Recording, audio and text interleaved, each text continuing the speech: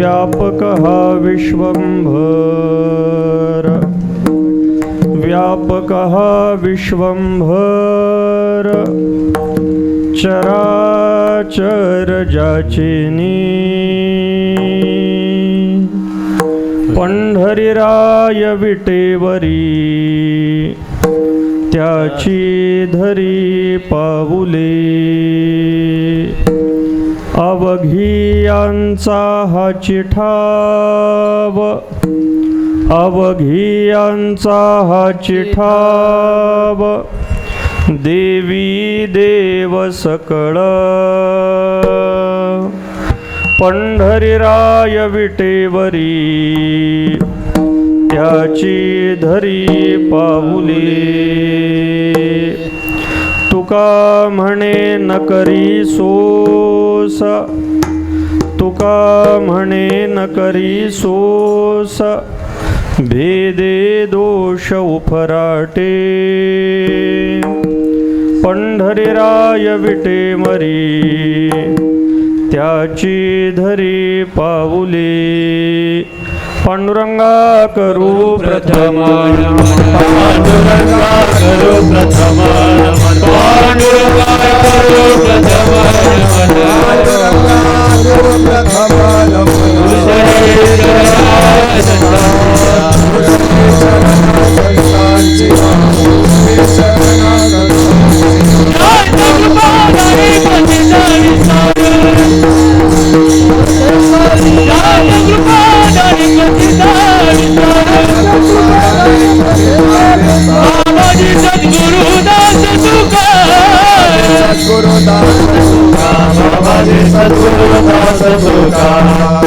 पांडुरंगा करू प्रथम नमन दुसरे चरणा संतांचिया त्यांच्या कृपादाने कथेचा विस्तारू बाबाजी सद्गुरु दास तुका कलावज्ञ जीवोद्धरार्थावतारम कलांकांक तेजोदिकामोदिवक्त्रम खलानीशवादापणोदार्ह दक्षम समाधिस्थमूर्तिं भजे ज्ञानदेवं नमो सद्गुरु तुकया ज्ञानदीपा नमो सद्गुरु सच्चिदानंदरूपा नमो सद्गुरु भक्तकल्याणमूर्ती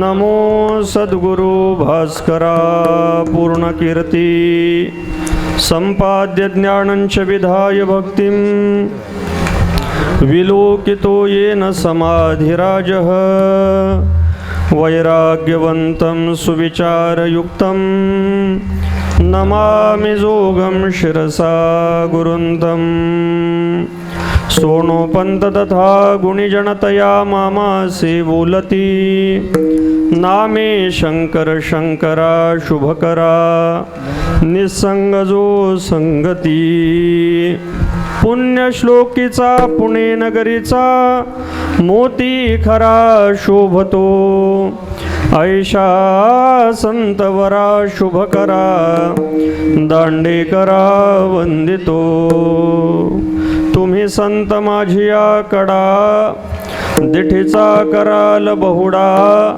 तरी तुम्हा माने वडा होईन मी हे सारस्वताचे गोड तुम्हीच लाविले जी झाड तरी अवधाने अमृते वाढ शिंपोणी किजे विठ्ठला विठ्ठला विठ्ठला विठ्ठला विठ्ठला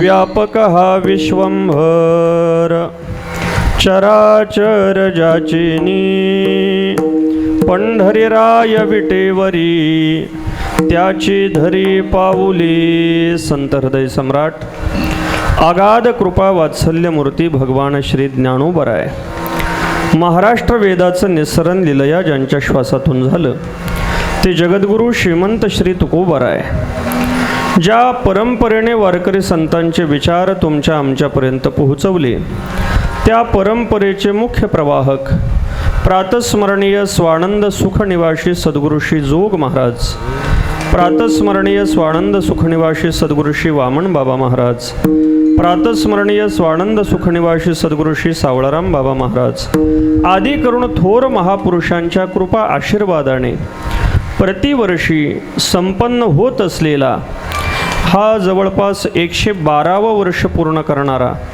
म्हणजे शतकोत्तर एक तपपूर्ती साधणारा असा या अखंड हरिनाम यज्ञातील आजच्या 4थ्या दिवसाच्या कीर्तन सेवेमध्ये आपण उपस्थित आहोत. विठाला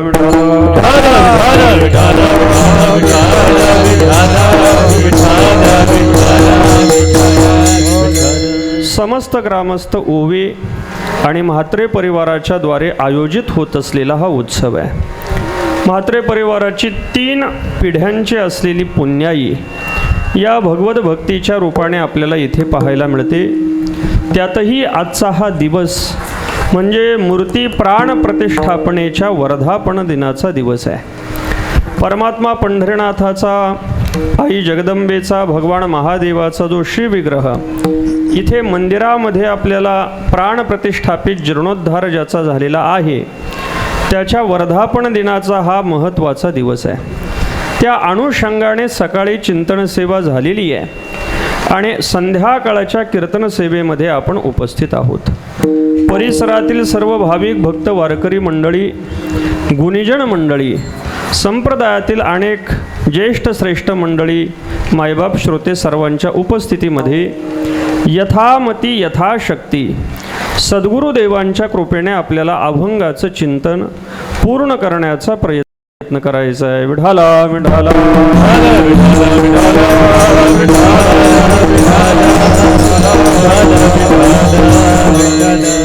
परमात्मा पंढरीनाथाच्या मूर्ती प्राण प्रतिष्ठापनेचा, तद अनुषंगाने सर्व इतर मूर्ती प्राण प्रतिष्ठापनेचा हा वर्धापन दिन आहे.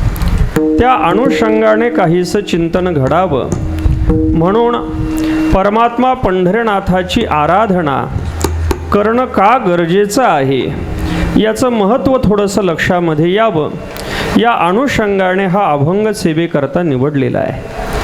या अभंगातून जगद्गुरु श्री तुकोबराय परमात्मा पंढरीनाथाला धरण्याचा उपदेश तुम्हा आम्हा सर्व जीवांना करतायत.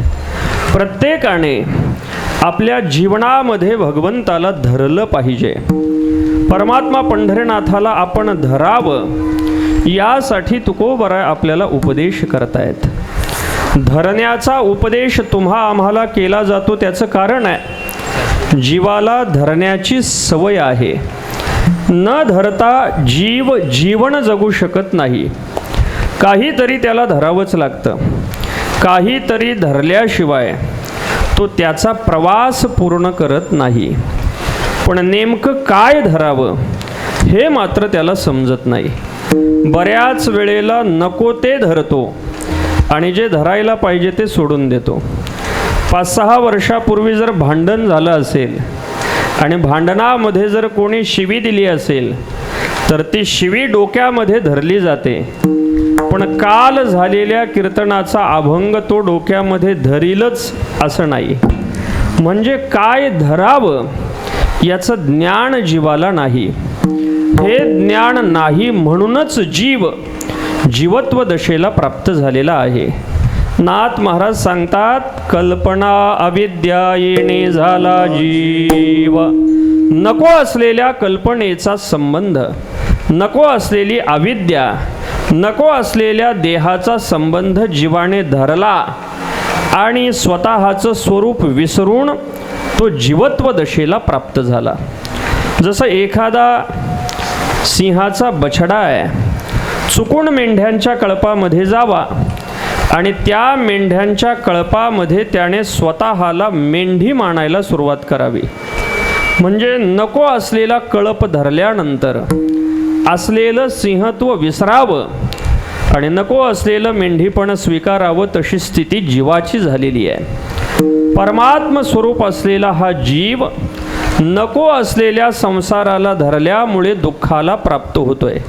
तुकोबराय बोलतात घेऊन या छंद माझे माझे घेऊन या छंद माझे माझे घेऊन या छंद माझे माझे घेऊन या छंद मुक्त होता परिमळ झाला पत्थर घेऊन या छंद माझे माझे घेऊन या छंद माझे माझे घेऊन या छंद माझे माझे मुक्त होता परिमळ झाला घेऊन या छंद माझे माझे घेऊन या छंद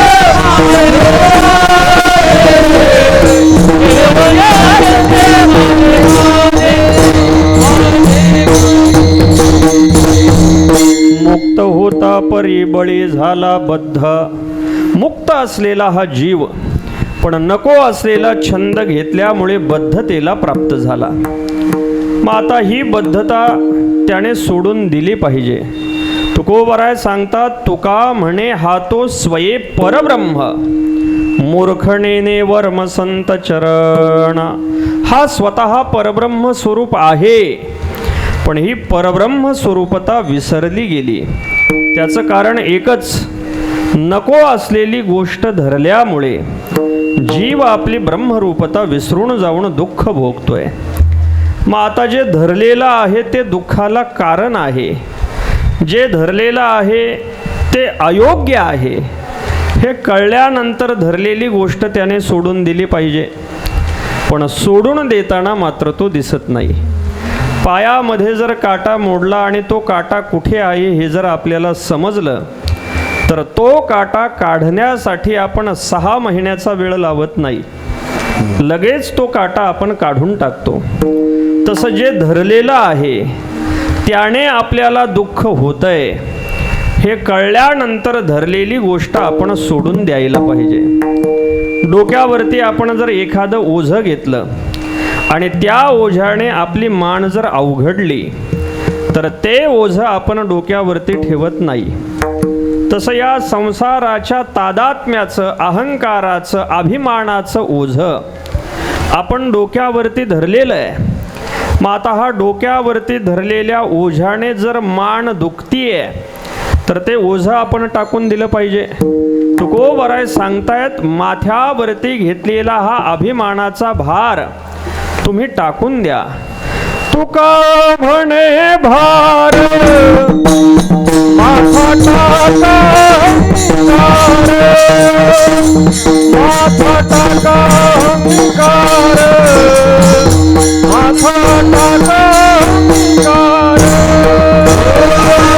तुका म्हणे भार माथा टाका अहंकार,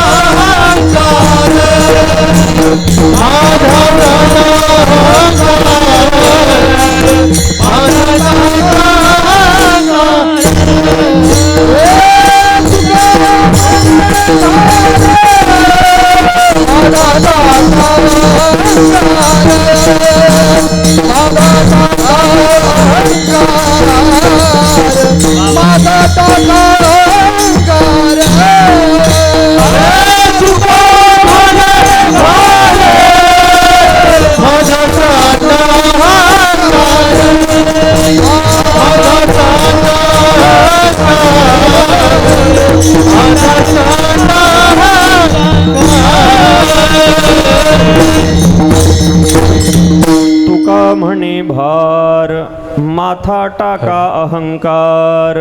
तुकोबराय सांगतायत माथ्यावरचा अहंकाराचा भार टाकून द्या.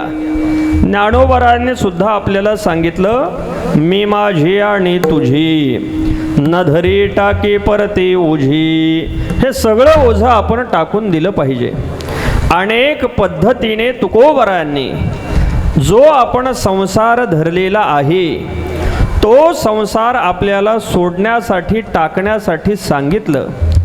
पण संसार सोडताना मात्र कोणी दिसेना. कोणीही संसार सोडत नाही, उलट आहे तो संसार अजून घट्ट धरतायत. ज्याने दुःख होतंय तो पदार्थ पुन्हा पुन्हा जीव घट्ट धरतोय. काय केलं म्हणजे हा संसार हे टाकून देतील. तुकोबरांनी बारीक निरीक्षण केलं. धरलेला पदार्थ कधी सोडला जातो, अगोदर तो कसा धरलेला आहे त्याचं स्वरूप लक्षामध्ये यावं लागतं. एखादा पदार्थ जर आपण वरवर धरलेला असेल तर तो लगेच सोडून देता येतो. पण एखादा पदार्थ जर आपण आतून धरलेला असेल तर तो सहजासहजी सुटत नाही. एखाद्याला व्यसन करायची सवय आहे आणि ते व्यसन अगदी त्याला जडलंय म्हणजे त्याने आतून धरलेलं आहे. त्याला आपण सांगितलं व्यसन करू नको तर आपल्या समोर तो मान डोलावेल, तेवढ्यापुरता हा म्हणेल, पण आपण गेल्यानंतर पुन्हा तो तेच करेल. धरलेला पदार्थ कसा धरलेला आहे यावरती त्याचं सोडणं अवलंबून आहे. हा जो संसार आपण धरलेला आहे तो असा वरवर धरलेला नाही, इतका आतून धरलेला आहे की तो सहजासहजी सुटू शकत नाही. बरं, धरलेला पदार्थ काल परवा धरलेला असेल तरी तो सुटू शकतो. हा संसार आपण काल परवा धरलेला नाही, हा अनादी काळापासून आपण धरलेला आहे. बरं, एका संबंधाने धरलेला नाही, अनेक संबंधाने धरलेला हा संसार आहे. हा संसार आपण धरला एक प्रारब्ध संबंधाने धरलेला आहे. हा संसार आपण धरलेला आहे उपाधी संबंधातून धरलेला आहे. हा संसार आपण धरलेला आहे सामान अधिकरण्य संबंधातून धरलेला आहे. हा संसार आपण धरलेला आहे तादात्म्य संबंधातून धरलेला आहे. पदार्थ एकच आहे पण एवढ्या सगळ्या पद्धतीने धरून ठेवलेला आहे. यातील एखादी पद्धत जरी ढिल्ली झाली तर दुसरी पद्धत मात्र त्याला घट्ट धरून ठेवते. संसार आपण धरला प्रारब्ध संबंधाने धरलेला आहे. कोण कुठे जन्माला येणार, जन्माला आल्यानंतर त्या जीवाचा कोणाशी संबंध येणार, त्याचे शत्रू कोण त्याचे मित्र कोण हे आपल्या पूर्वकर्मावरून प्रारब्धावरून ठरलेलं आहे. म्हणजे हा संसार आपण धरला तो प्रारब्ध संबंधाने धरलेला आहे. जोपर्यंत प्रारब्धाचा संबंध आहे तोपर्यंत आपण जरी ठरवलं तरी सुद्धा आपण संसार सोडू शकत नाही. ज्या प्रकारे एखाद्या नदीमध्ये महापूर यावा आणि तिच्या दोन काठावरती असलेले ओंडके पाण्याच्या लाटांनी एकत्र व्हावेत, मिळती काष्टे लोटता पूर. मग आता हे एकत्र आलेले ओंडके कशाने एकत्र आलेत? पाण्याच्या लाटांनी आलेत. मग हे एकत्र कुठपर्यंत राहतील? जोपर्यंत पाण्याची लाट त्यांना एकत्र ठेवतीये तोपर्यंत. एकदा का ही लाट मध्ये उसळली, आदळे दूर होती खल्लाळी, की ते दोन्ही असलेले ओंडके बाजूला जातील. हा संसार जीवाने प्रारब्ध संबंधाने धरलेला आहे आणि प्रारब्धाचा शेष जोपर्यंत शिल्लक आहे तोपर्यंत सोडायचा प्रयत्न जरी केला तरी हा संसार जीव टाकू शकत नाही. दुसरा संबंध लक्षामध्ये घ्या. हा संसार जीवाने धरला तो उपाधी संबंधातून धरलेला आहे. जोपर्यंत उपाधीचा संबंध आहे तोपर्यंत संसाराचा संबंध आपल्याशी घडणार आहे. विठाला विठाला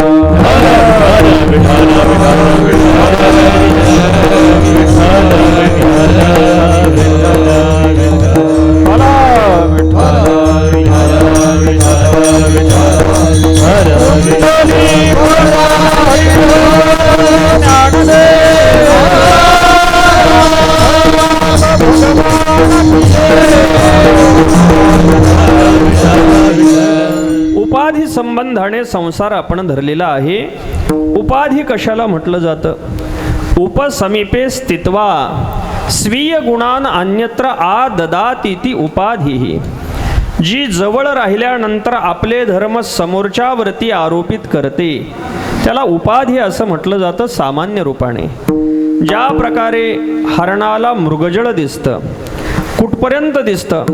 जोपर्यंत सूर्यकिरणाच्या उपाधीचा संबंध जमिनीशी आहे तोपर्यंत हरणाला मृगजळ दिसत राहतं. पण हरणाच्या भाग्यवशामध्ये जर ढग आले आणि सूर्यकिरणाच्या उपाधीचा संबंध जमिनीशी सुटला तर हरणाला मृगजळ दिसायचं बंद होतं. तसं जोपर्यंत या देहाची उपाधी आपल्याला लागलेली आहे तोपर्यंत आपल्याला संसाराचं चित्र दिसणार आहे. काही केल्या ते दिसणं बंद होऊ शकत नाही. म्हणजे हा संसार आपण धरतोय उपाधी संबंधाने धरतोय. हा संसार धरला जातो सामान अधिकरण्य संबंधातून. म्हणजे आपल्याला एक गोष्ट पाहिजे आणि त्या गोष्टीला घेण्यासाठी आपण जातोय, पण त्याबरोबर दुसरी गोष्ट आपोआप आपल्याला प्राप्त होतीये. जसं रस्त्याने जात असताना गुलाबाच्या फुलांना आपण पाहिलं, उमललेलं गुलाबाचं फूल घेण्याची आपल्याला इच्छा झाली. गुलाबाचं फूल तोडायला गेल्याबरोबर इच्छा नसताना सुद्धा त्याचे काटे आपल्या हाताला लागणार आहेत. कारण फूल आणि काटे यांचं अधिकरण एकच आहे. तसं आपण संसार धरतो सुखासाठी, पण या संसाराच्या सुखामध्ये दुःख मात्र तिथंच राहतंय. म्हणजे सुख धरायला गेल्यानंतर त्याच्या पाठोपाठ दुःख आपोआप येणारच आहे. जोपर्यंत आपण सांसारिक सुख धरण्यासाठी जातोय तोपर्यंत दुःखाचा काटा प्राप्त होणारच आहे. चौथा महत्त्वाचा संबंध हा संसार आपण धरलेला आहे त्याला तादात्म्य संबंध असं म्हटलं जातं. बाकीचे संबंध कदाचित भोगाने संपून जातील, पण हा तादात्म्य संबंध भोगाने संपणारा नाही. तादात्म्य संबंधाने संसार आपण धरला म्हणजे काय केलं? तादात्म्य कशाला म्हटलं जातं? तद आत्मनो भावः तादात्म्यम. ज्याला आपण धरलंय तो माझा आत्मा आहे, या अनन्यतेने आपण त्याच्याशी एकरूप होतो, त्याला तादात्म्य म्हटलं जातं. हा संबंध समजावा याच्यासाठी ज्ञानोबारांनी आपल्याला उदाहरण दिलं पोपटाचं. पारधी लोक पोपट पकडण्यासाठी एक युक्ती करतात. रानामध्ये गेल्यानंतर 2 झाडांना अशी तार ओढून बांधतात आणि त्या तारेमध्ये नळी ओवतात. पोपट उडत उडत आला, नळीवरती बसला की पोपटाच्या भाराने ती नळी अशी गरकण फिरते आणि गरकण फिरल्यानंतर आपण पडू या भीतीने पोपट आपल्या पायांनी नळीला घट्ट धरतो. परिणाम असा होतो की तो उलटा होतो. नळी फिरते आणि पोपटाचे पाय वरती होतात, डोकं खाली होतं. खाली पाहिल्यानंतर पोपट पाहतो तर खाली खड्डा दिसतो आणि वरती पाहिल्यानंतर पाहतो तर वरती आकाश दिसतं. आणि पोपट विचार करतो किती बरं झालं की ही नळी माझ्या पायाला सापडली. ज्ञानोबराय बोलतात, तैसी शुकाचेनी अंग भारे, नळिका भोबिन नली एरी मोहरे. नळिका फिरली तो उलटा झाला. आता त्याने उडायला पाहिजे की नाही? उडायला पाहिजे. तेने उडावे परी न पुरे मन शंका. त्याच्या मनामधली शंका जात नाही. त्याला उलट असं वाटू लागतं की किती बरं आहे की ही आधार म्हणून ही नळी मला प्राप्त झाली. तो त्या नळीला अगदी घट्ट धरून ठेवतो. वायाची मान पिळी टिटावू हे आवडी. ज्ञानोबराय बोलतात, चवडा असा घट्ट धरतो. आता सांगा, त्या नळीला त्या पोपटाला कोणी बांधलेलं आहे का? बांधलेलं नाही. बरं, त्याने स्वतःहून त्या नळीला घट्ट धरण्याचं काही कारण आहे का? कारण सुद्धा नाही. ऐसा काजे विना आतुडला, सांग आणिके काय बांधला. ज्ञानोबराय सांगतायत, सांगा त्याला कोणी बांधलंय का? बांधलेलं नाही. शुक नळिकेसी गोविये पाय, शुक नळिकेसी गोविये पाय, शुक नळिकेसी गोविये पाय, शुक नळिकेसी गोविये पाय. विसरोनी पक्ष दोन्ही